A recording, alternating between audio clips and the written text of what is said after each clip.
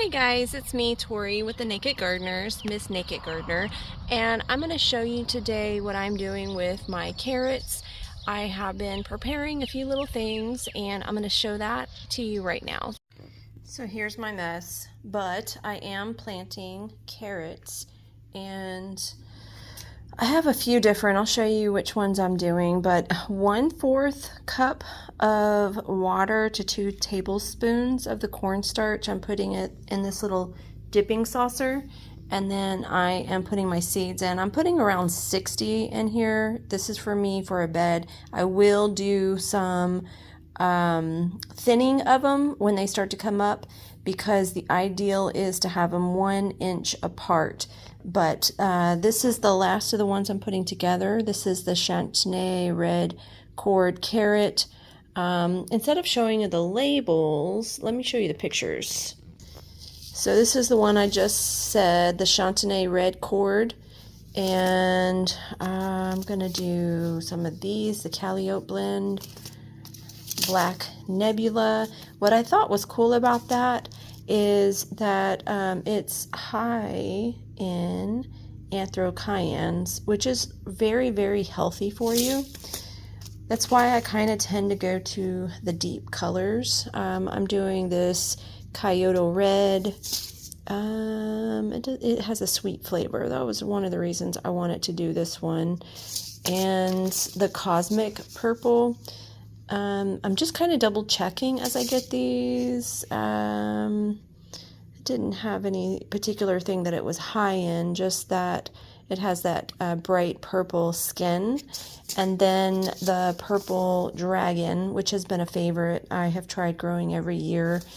And it's just really pretty with the contrast against other plants in there. So yeah, this is what I am doing, and I hope it's successful. But I'm doing the cornstarch method because it seems from everything I've seen that you get a little bit more control when, so I'll end up cutting a hole out of the tip of this and just kind of like, because this is, I'm letting it thicken up in here. And with it like that, it'll allow me to have a little bit more control of the spacing when I go to plant those.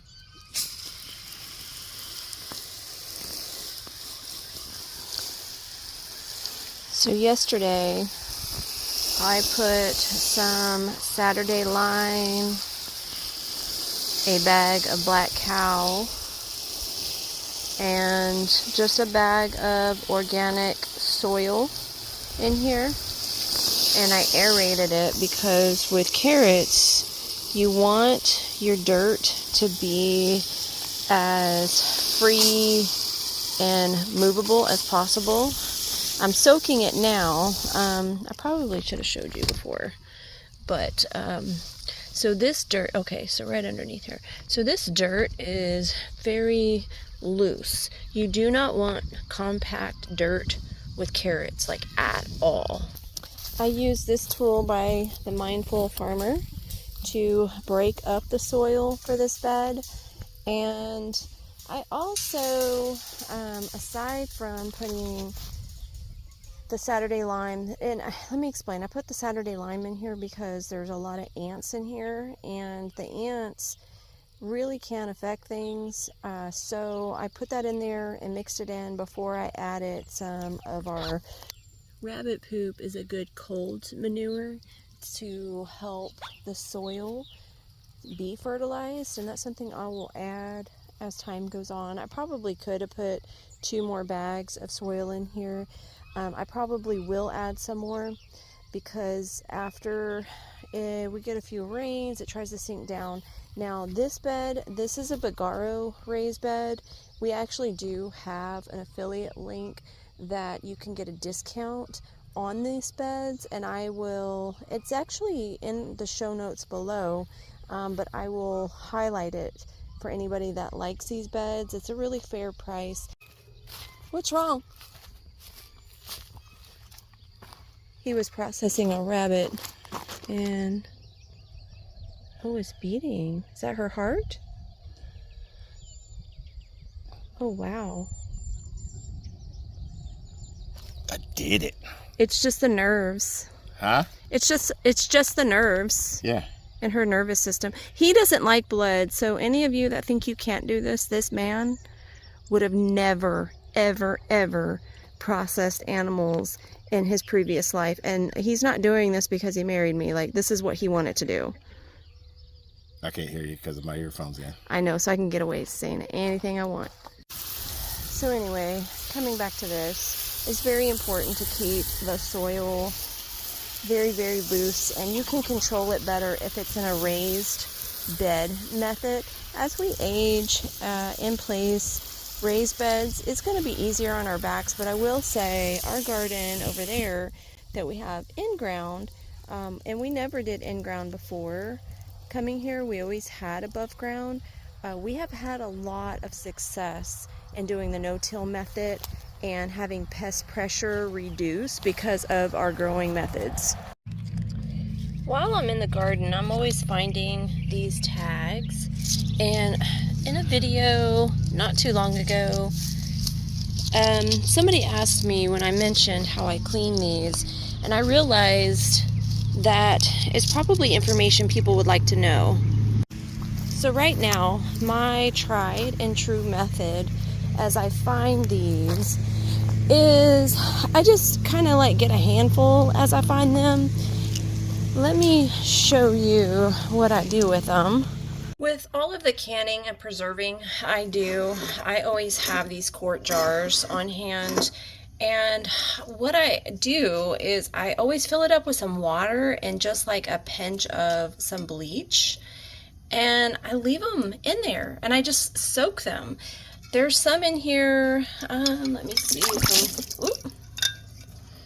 that was messy, from even a day ago. And you can see that it's already, you know, emptying. So I've become very fond of trying to repurpose as much as possible. And if it does that in a day, typically I only check it once a week. I'm just checking a little earlier for you guys.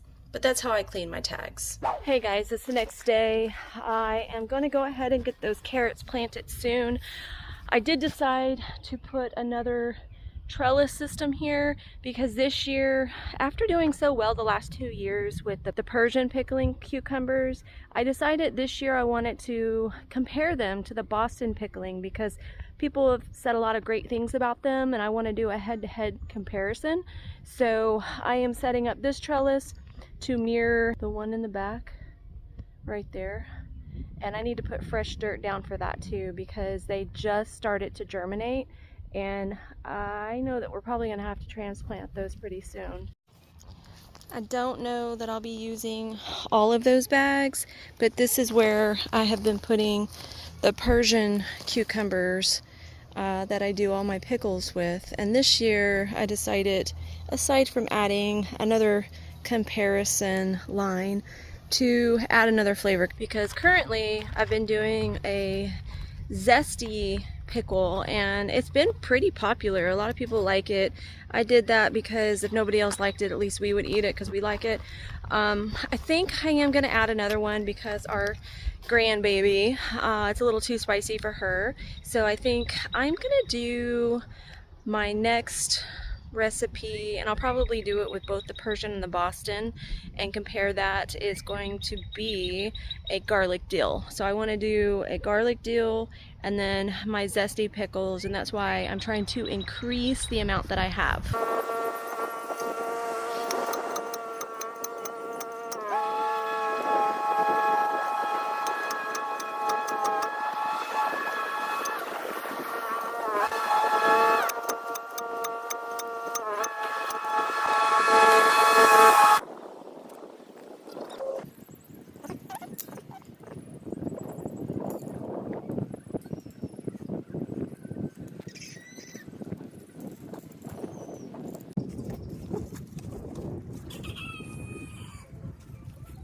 So last year we did an experiment of just doing one support here, thinking that it would be like cost efficient.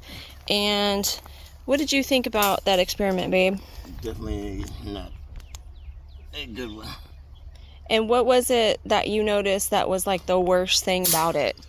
It wasn't as secure. I mean, right now it's even more secure with, I gotta still do this one. But Yeah, we are taking these middle ones out because that was the only existing one. And the issue that we really found, especially with the loofahs that I planted in these two corners, especially over here, is that, and you'll be able to see it like snapped, it broke right here with some of the high winds and the weight that we had on here.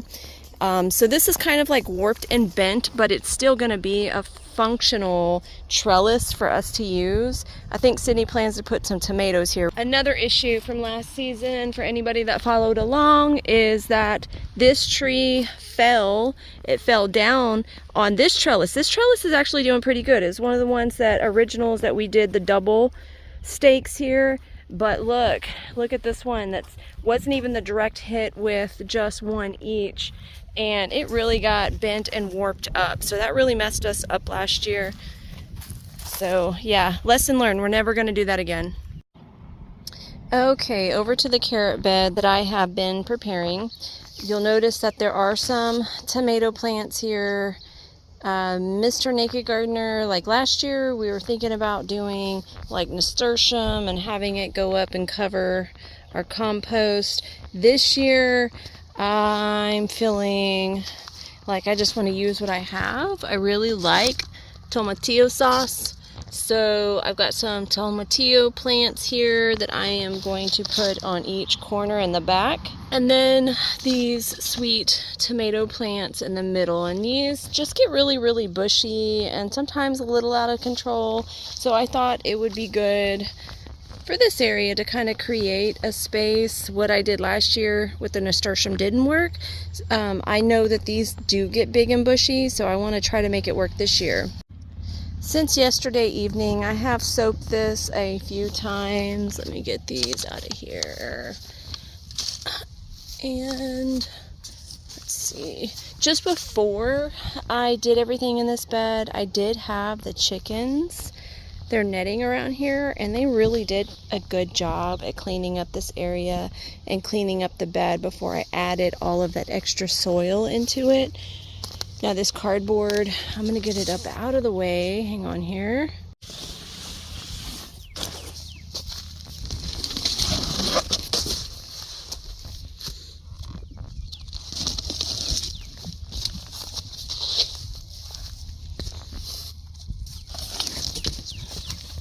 I did leave the carrots in their separate baggies here. I want to kind of figure out where I'm going to set them all. So let's find that out actually first. So we're going to go with some red. I kind of want to mix it up because I know I have a few.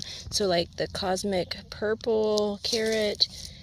This one, it's good for these to be like 1 inch apart from what I was reading. So I'm going purple and the red Corel carrot. This is a blend of different ones. Which one was this?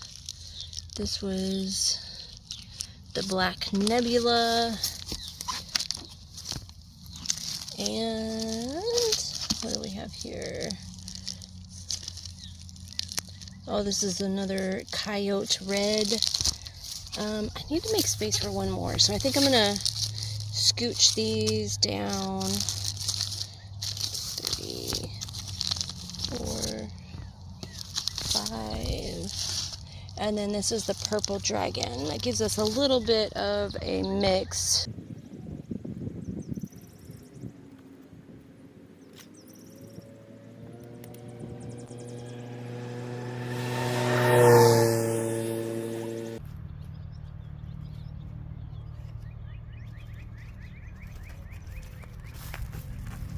I'm just mixing this up.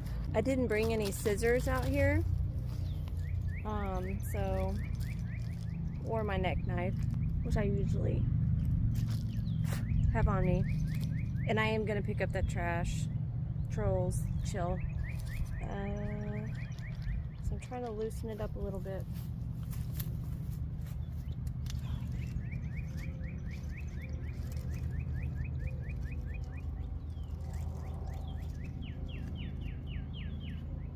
mentioned before, these are the red Kyoto.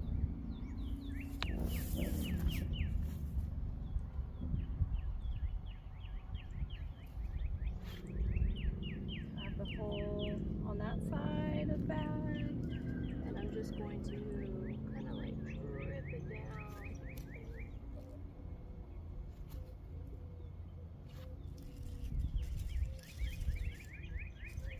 Most root plants like carrots, they really don't like to have their roots disturbed.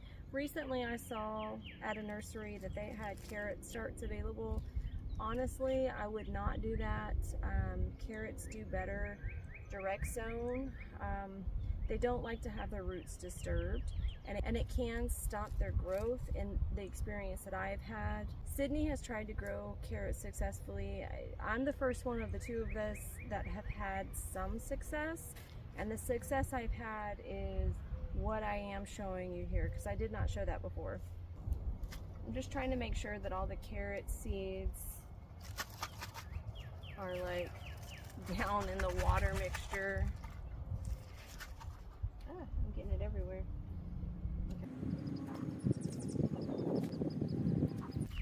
And just a little note from the GE section. I plan to thin these about 50%. So I put 2 times the amount of seeds, about 60 to the 30 I was anticipating to have of each, and I did that for thinning. I will experiment if I see a cluster of them. I will experiment with trying to like do a little OCD straightening out, and that I have been successful with that in the bed. But the last time that I was successful, I didn't pay as much attention to it as I do intend to this year, because carrots are something that I cook with a lot. And this year, as much as I'm doing pickles, I want to do some pickled carrots.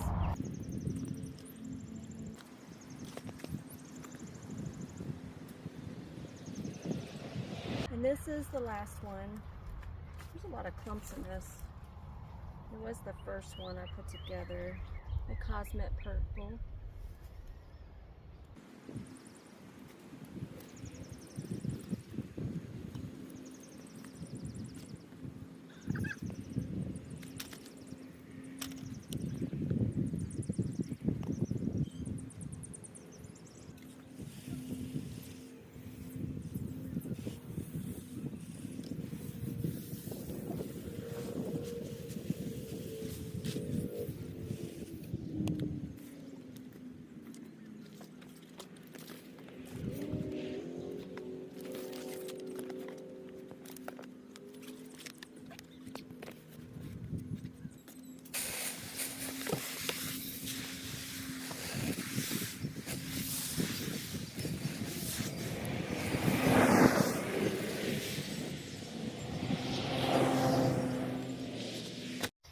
All right, so I am using this tool from the Mindful Farmer just to weigh down the cardboard. I felt it was important to show you what I have been successful with carrots, because as I mentioned before, Sydney and I feel like we've just like thrown a few things against the wall. We've heard this type of method, we've heard other different things. Definitely always need to cover with some cardboard moisture until you start seeing the plants emerge. It's not a plant that you should, or probably would be very successful with doing in start manners like we do with other things under grow lights and such. I just haven't seen great success with that, haven't had great success with that. I do want to hear your success with these growing methods and what's working for you. And just keep in mind that we are in zone 8A, Northeast Texas, and I just share what's worked for us in our area, and I do want to follow up. If I fail, if something happens, I want to share it. I do have some exciting other things coming up besides some mushroom plugs that I just ordered, because we actually do eat a lot of mushrooms. And I finally have some bee stuff from Van Lake Stromberg, and so I want to share that with you guys. In the past, I have shared my desire to have bees. I think I'm just going to jump right in and just decide to pivot in any failure that I have. I'm a little bit behind, a few weeks, and I do plan to share that.